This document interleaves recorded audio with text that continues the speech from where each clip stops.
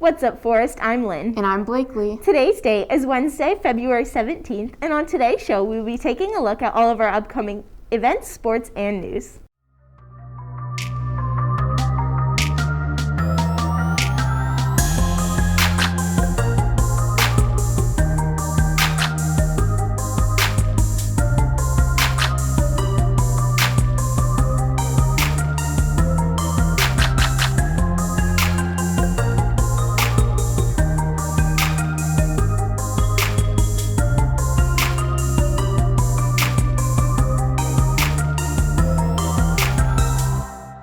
If you want your matchmaker results, you can purchase them from Miss Polar's in the library or from SGA on A-Day lunches for $2. If you haven't taken the quiz, you can take it and get your results. Keep in mind these will only be available till the end of February. This afternoon, there will be auditions for our spring show, Bad Auditions for Bad Actors, located in Miss Trulieb's room, A167 from 3 to 5. Break a leg, cats. Remember, students, we want to continue with our activities and sports, so please be diligent about wearing your mask over your mouth and nose. With many online students returning in the second semester, students here are getting relaxed about the safety precautions they are taking against COVID. We're here with the do's and don'ts of our COVID safety guidelines. Wearing masks is extremely important in reducing the spread of the coronavirus. If both party members are wearing masks, then the risk of spreading COVID has gone down by 98%. Do wear your mask covering the nose and have it secured below the chin. Don't have it hanging under your nose, pull it down when you're talking, or not wear it at all. Another important step is sanitizing your hands. Do wash and sanitize your hands frequently and thoroughly. Don't fling off sanitizer when you're handed it or skipping washing your hands after eating or touching high contact surfaces. The last but still important step is social distancing. Do keep your mask on whenever within 6 feet of someone, and at lunch stay on the taped seats of the table that have been pre-measured for social distancing. Don't take off your mask whenever you are close to others or sit closer than 3 seats away at lunch. Remember, Forrest, our main priority is keeping you safe while continuing to give you an education. If you would like to remain on campus, please continue to follow these guidelines and protocols. That's all for today. Now back to our anchors. Freshmen, your class shirts are ready for ordering in the library, so make sure to put in your orders before it's too late.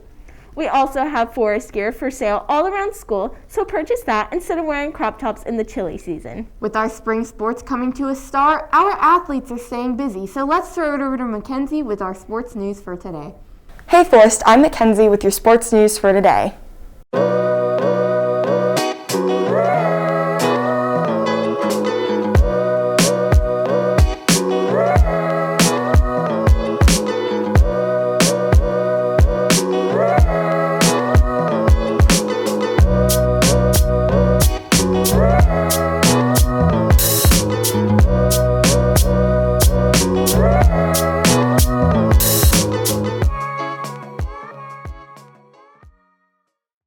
Our girls softball team played yesterday against North Marion and won with a score of 18-3.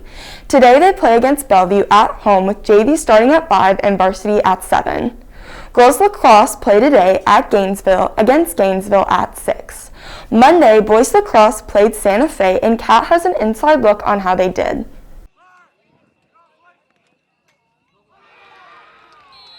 What's up, Wildcats? I'm Catherine here at Mikey Kelly Stadium, where our boys lacrosse team is taking on the Santa Fe Raiders in their first game of the season. With last year's season cut short, our boys lacrosse team has been working very hard to prepare for this year's season. So our season ended a little bit early last year. We were 8-0 on the season. We were really looking forward to getting into some of our tougher schedule last year, but everything with COVID kind of shut us down, but we didn't let that stop us. We got back after it last summer and last fall as well with our club team.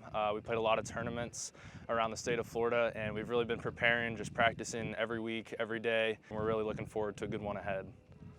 With a blowout win of 29-1, our boys lacrosse team has lots of motivation moving forward in hopes of a successful season. It woke everybody up, get us prepared for future games ahead, and just got everybody in a good mojo for future games. Our boys have a multitude of tactics this season to improve as they prepare for future games. To improve on the rest of the season, we're going to get after it every day. I mean, we're really excited. Everybody, this is our senior season for me as a captain and a senior. We're all really excited, and so we're just going to put the work in every day that it takes so that we can be district champs this year. Make sure to come out and support our boys lacrosse team as they make their way to district champs. Make sure you go support them as they play Gainesville tomorrow away at 7. Girls tennis play at 4 against North Marion today at Cohatajo, so make sure to support our teams in their games. And that's all the sports news I have for you today. Now back to the anchors. Thanks, Mackenzie. Moving on to other news, we are still in February, meaning it is still Black History Month. Black History Month is an annual observance originating in the United States. It has received official recognition from governments in the United States and Canada, and more recently has been observed in Ireland, the Netherlands, and the United Kingdom.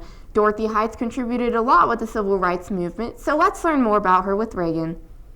Dorothy Height was born on March 24, 1912, in Richmond, Virginia, where she spent her life fighting for civil rights. Her acts have gained her the title as the matriarch of the civil rights movement.